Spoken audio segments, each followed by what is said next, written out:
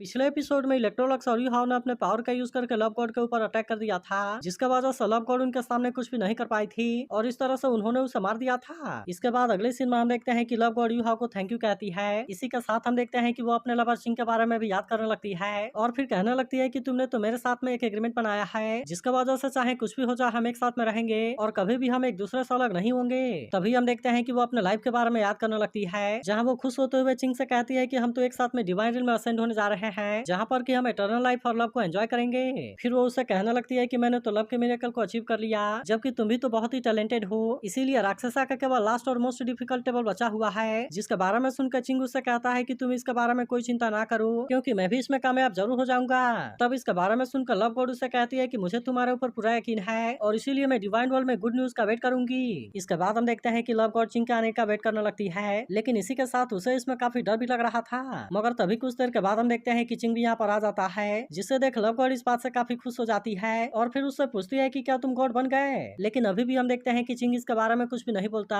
जबकि love God जाकर इसके गले से लग जाती है और फिर उससे पूछती है कि तुम अभी भी लेवल 99 में क्यों हो। तब इस पर चिंग उससे कहता है कि मैं सिटी गॉड बनने से केवल एक स्टेप दूर हूँ और फिर वो कहता है कि क्या तुम इसमें मेरी हेल्प करोगी। मगर वहीं हम देखते हैं कि लव गॉड को इसके बारे में कुछ भी समझ नहीं आया होता और तभी चिंग अपने डैगर का यूज करके इसे मार देता है। जिसके बाद वहीं हम देखते हैं कि लव गॉड इस बात से पूरी तरह से हैरान हो गई थी, क्योंकि उसने कभी भी ऐसा नहीं सोचा था कि चिंग उसके साथ में ऐसा करेगा। मगर तभी हम देखते हैं कि चिंग ने असल में इसे गॉड किलिंग डैगर का यूज करके मारा था, जिसके वजह से लव गॉड के पास में सर्वाइवल का कोई चांस नहीं होता।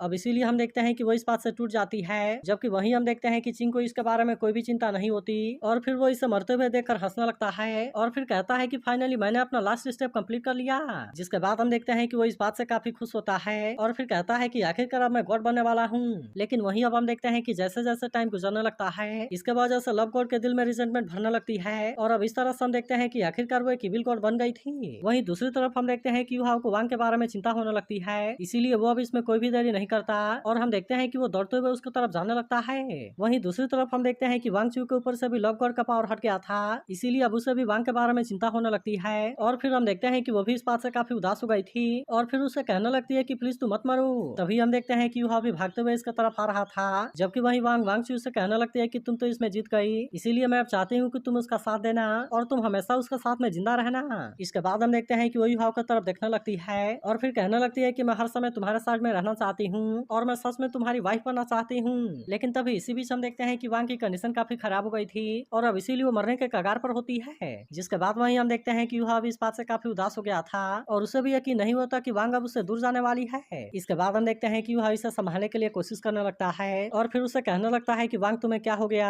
तुम जरा होश में तो आओ। मगर अब हम देखते हैं कि वांग इसे कोई जवाब नहीं देती, इसीलिए यूहाओ इस बात से और ज्यादा उदास हो जाता है और फिर उसे कहने लगता है कि तुम्हारे साथ में कैसे हो गया। वहीं दूसरी तरफ हम देखते हैं कि वांग चू भी इस बात से काफी उदास हो गई होती है और अब इस समय उसे भी समझ में नहीं आ रहा होता कि आखिरकार उसने इसके साथ में क्या कर दिया। लेकिन वही अब हम देखते हैं कि वह इसके साथ में बिताए हुए पलों को याद करने लगता है, जहाँ वो सोचने लगता है कि सबसे पहले किस तरह से इनके बीच में फाइट हुआ, लेकिन फिर धीरे धीरे इनके बीच में फ्रेंडशिप भी हो गई और फिर आखिरकार वांग अब इसकी वाइफ भी बनने वाली थी। फिर हम देखते हैं कि वो इसके प्रॉमिस के बारे में भी याद करने लगता है, जहाँ वांग ने इसे कहा था कि चाहे कुछ भी हो जाए लेकिन मैं कभी भी तुम्हें अकेला छोड़कर नहीं जाऊंगी। अब इसीलिए हम देखते हैं कि वह इसके बारे में याद करके और ज्यादा उदास हो गया था और फिर उससे कहने लगता है कि हमने तो प्रॉमिस किया था कि हम किसी भी चीज का एक साथ में सामना करेंगे और इसीलिए तुम मुझे यहाँ पर अकेले छोड़कर नहीं जा सकती। मगर अब हम देखते हैं कि वांग तो इसे कोई भी जवाब नहीं देती, इसीलिए यूहा इस बात से और ज्यादा उदास हो जाता है और फिर हम देखते हैं कि वो इसे अपने गले से लगाकर जोर जोर से चिल्लाने लगता है। मगर तभी इसी वक्त हम देखते हैं कि यहाँ पर कोई पावर एक्टिवेट हो जाती है, जिसके वजह से वे वहाँ से टेलीपोर्ट होकर किसी दूसरे जगह पर आ जाते हैं, जहाँ पर हम देखते हैं कि वह अभी भी वांग को ही देख रहा था और फिर उसे कहता है कि तुम इसमें जीत गई। वहीं दूसरी तरफ हम देखते हैं कि वांग चू को इसके बारे में पछतावा होने लगता है और अब आखिरकार उसे समझ में आ जाता है कि यूहा उससे सबसे ज्यादा प्यार वही करती है। फिर वो कहने लगती है कि तुम सच में उसके लिए कुछ भी कर सकती हो, क्योंकि तुमने पूरे दिल से मेरे साथ में फाइट किया,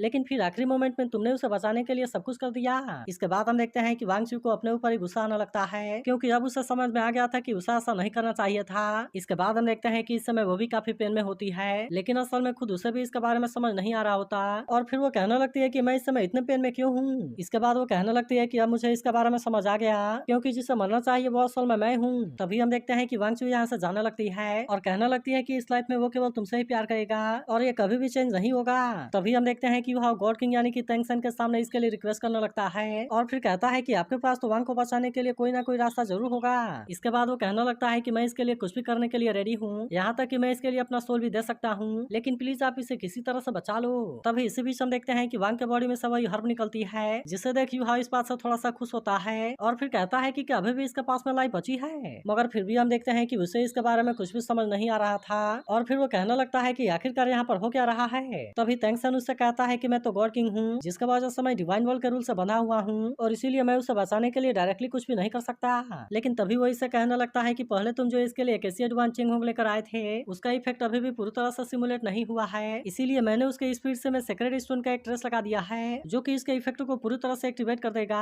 और फिर हो सकता है कि इस तरह से उसकी जान बच जाए। मगर अभी भी हम देखते हैं कि यूहाओ को वांग के बारे में चिंता होती है और इसीलिए वो फिर से इससे पूछता है कि इसे बचाने के लिए आपके पास कोई ना कोई तरीका तो होगा। तब इस पर तेंगसन केवल इतना कहता है कि जिसने बेल को बांधा है उसे ही खोलना होगा, और क्या तुम्हें नहीं लगता कि ये किसी तरह की स्पिरिचुअल प्रैक्टिस है। और फिर वो इसे यहाँ से जाते हुए कहता है कि तुम इसे घर भेज दो। तभी हम देखते हैं कि बाकी लोग भी यहाँ पर आ गए थे, जो कि वांग को ऐसे कंडीशन में देख वे भी काफी उदास होते हैं। मगर तभी हम देखते हैं कि लव गॉड भी यहाँ से चली जाती है और कहती है कि लवर फिर कभी भी नहीं मिलेंगे। इसके बाद अगले सीन में हम देखते हैं कि यूहाओ काफी उदास होता है और वो इस समय किसी से भी कुछ नहीं बोल रहा होता। मगर वहीं उधर हम देखते हैं कि बाकी सभी लोग भी इस बात से काफी उदास होते हैं, लेकिन किसी की भी हिम्मत नहीं होती कि वो यूहाओ से आकर इसके बारे में बात करे। इसके बाद हम देखते हैं कि यूहाओ वांग को किनारे पर लेकर आ गया था, जिसे देख सियाओ को इसके बारे में चिंता होने लगती है और इसीलिए हम देखते हैं कि वो उसके पास आने की कोशिश करती है। मगर तभी हम देखते हैं कि टीचर जावा ने उसे रोक दिया था, क्योंकि उसे पता है कि यूहाओ इस समय काफी उदास है। तभी यूहाओ वांग से कहने लगता है कि मैं तुम्हें घर लेकर जाने वाला हूँ, क्योंकि हो सकता है कि अंकल न्यू के पास में तुम्हें बचाने का कोई तरीका हो। इसके बाद हम देखते हैं कि वो बाकी लोगों से भी इसके बारे में बताता है और फिर कहता है कि मैं इसे वापस हाउटियन सेक्ट में लेकर जा रहा हूँ, लेकिन इसी के साथ वो इनसे कहता है कि आप लोग भी आना रहना।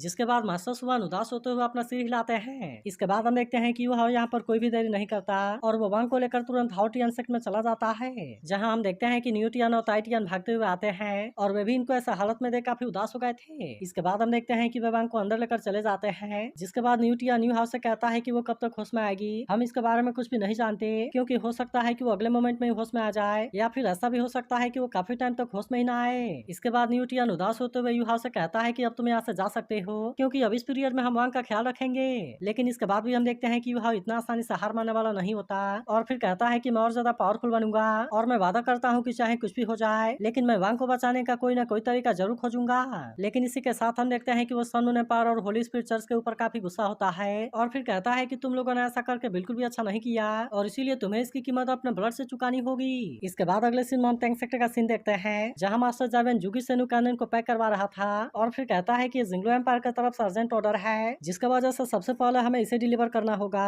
मगर वहीं हम देखते हैं कि बाकी सभी सोल्जर भी इसके लिए पूरी तरह से रेडी होते हैं और वे सभी वहीं बाहर प्रैक्टिस कर रहे थे। वहीं सेंसी वही से कहने लगता है कि वैसे तो सन मून एम्पायर के रेयर मेटल्स के बारे में पता लगा पाना बहुत ही मुश्किल था, लेकिन आज इसी की वजह से हमारा टैंक सेट बहुत ही डेवलप हो गया है। इसके बाद वो इसे कहता है कि अभी तो इसमें बहुत सारे स्ट्रेटेजिक वाइट बेट हैं। तब इस पर बेयू से कहता है कि टियानन अब सिंहासन पर बैठ गया है, जिसका वजह से सन मून एम्पायर में वॉर कभी भी शुरू हो सकती है, इसीलिए हमें भी अपने ग्रोथ को तेज करना होगा ताकि हम भी इसके लिए पहले से पूरी तरह से रेडी हो सके। मगर तभी हम देखते हैं कि सभी गुई को ही देखने लगते हैं, जिसके बाद बेई कहता है कि यूहाओ ने वापस आते ही इसे रिलीज कर दिया और फिर वो खुद सीक्रेट रूम में चला गया। तब इसके बारे में सुनकर सेंसी कहता है कि ये तो बहुत ही अच्छा है, क्योंकि अब गुई हमारे टैंक सेट में है। तभी गुई जुई चेन से कहने लगती है कि तुम तो बहुत ही अच्छा स्वॉर्ड्समैन हो, इसीलिए ऐसा लगता है कि तुम्हारा टैंक सेट सच में एक्सपर्ट से भरा हुआ है, क्योंकि आज मुझे तुम्हारे साथ में कम्पीट करके बहुत अच्छा लगा और इसके वजह से मैं तो और ज्यादा स्ट्रॉन्ग हो रही हूँ। मगर तभी इसी वक्त हम देखते हैं कि यहाँ पर इनका एक आदमी भागते हुए आता है और फिर बताता है कि कोई यहाँ पर हेल्प मांगने के लिए आया हुआ है, जिसके बाद बेई को पता चलता है कि ये तो असल में चीयू है, जो इनसे कहने लगती है कि प्लीज मेरे मदर को बचा लो,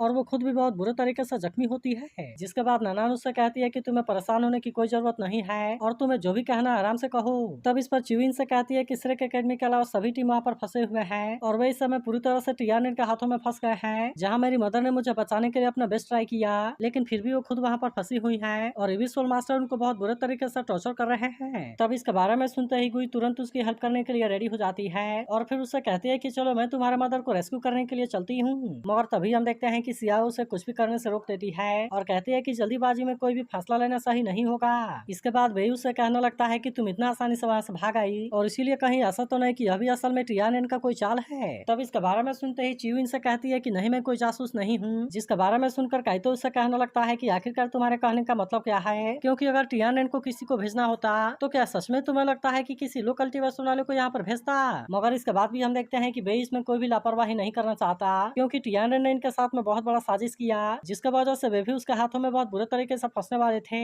मगर इसके बाद भी उसने बाकी लोगों को वहाँ पर कैद कर दिया। इसीलिए मुझे ऐसा लगता है कि उसने ये जानबूझकर किया है ताकि वो इस तरह से हमारे तीनों कंट्री के कॉम्बैट पावर को कम कर सके। मगर इसके बाद भी हम देखते हैं कि गुई इतना आसानी से शांत होने वाली नहीं होती और फिर उससे कहती है कि क्या हमें लोगों को नहीं बचाना चाहिए। तब इसके बारे में सुनकर सेंसी कहता है कि हाँ, हम उनको जरूर बचाएंगे, और वहीं काइतो कहता है कि हमें केवल सही टाइम का इंतजार है, इसीलिए मैं चाहता हूँ कि तब तक हमें शांत रहना चाहिए और हमें अपने प्लानिंग के ऊपर ध्यान देना चाहिए। इसके बाद वो चियू से कहता है कि तुम इसके बारे में कोई चिंता ना करो, क्योंकि सबसे पहले हम इसके बारे में पोसाइडन पवेलियन को रिपोर्ट करेंगे और फिर उसके बाद हम देखेंगे कि इसके बारे में क्या करना है। तभी वेई कहने लगता है कि हम रेस्क्यू करने के लिए टीम को जरूर बनाएंगे, लेकिन अभी हमें यूहाव के बाहर आने का वेट करना होगा। जिसके बाद हम देखते हैं कि गुई भी इनका साथ देने के लिए रेडी हो गई थी और फिर कहती है कि मैं भी इसमें पार्टिसिपेट करूंगी। इसके बाद वो कहने लगती है कि मेरी मदर एविल सोल मास्टर के साथ में फाइट करते हुए मारी गई, जबकि अब तो मेरे पास में उनका लेगेसी है, इसीलिए मैंने भी एविल सोल मास्टर को मारने का अपना ड्यूटी बना लिया और यही वजह है कि मैंने ऑर्डिनरी अलायंस को ज्वाइन किया, जबकि मुझे पता था कि वहाँ पर जाना बहुत ही ज्यादा डेंजरस है, लेकिन फिर भी मैंने पहले से इसके बारे में डिसाइड कर लिया था और मैंने सोच लिया था कि अगर वहाँ पर कुछ भी काम नहीं करता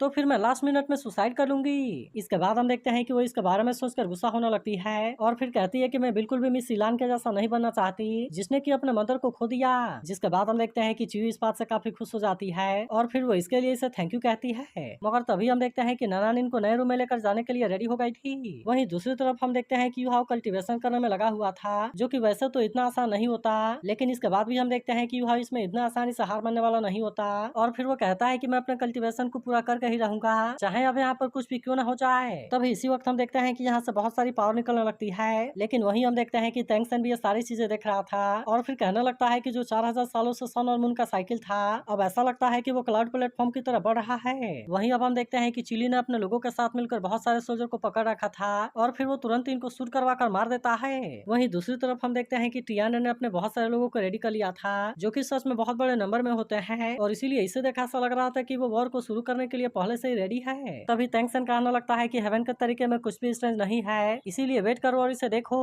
जिसके बाद हम देखते हैं कि टियाना की आदमी पूरी तरह से रेडी हो गई थी और अब उनको किसी भी चीज के बारे में कोई चिंता नहीं होती। वहीं दूसरी तरफ हम देखते हैं कि इविल सोल मास्टर ने भी अपने लोगों को रेडी कर लिया था और अब उसे भी किसी चीज के बारे में कोई चिंता नहीं होती, मगर वहीं उधर हम देखते हैं कि टैंक सेक्टर वाले भी इनसे कम नहीं होते, इसीलिए उन्होंने भी अपने लोगों को रेडी करना शुरू कर दिया था ताकि वह अटैक होने पर उनका अच्छे से सामना कर सके। मगर तभी इसी वक्त हम देखते हैं कि युवा भी अब बाहर आ गया था, जहाँ पर अब हम देखते हैं कि उसका लुक पहले से थोड़ा चेंज हो गया था और इसीलिए बाकी सभी लोग भी इसे देखने लगते हैं। तो अगर एक्सप्लेनेशन अच्छी लगी हो तो इस वीडियो को लाइक और इस पर एक कमेंट जरूर कर देना और अगर आप इसके अगले एपिसोड के लिए एक्साइटेड हो तो इसके बारे में भी जरूर बताना।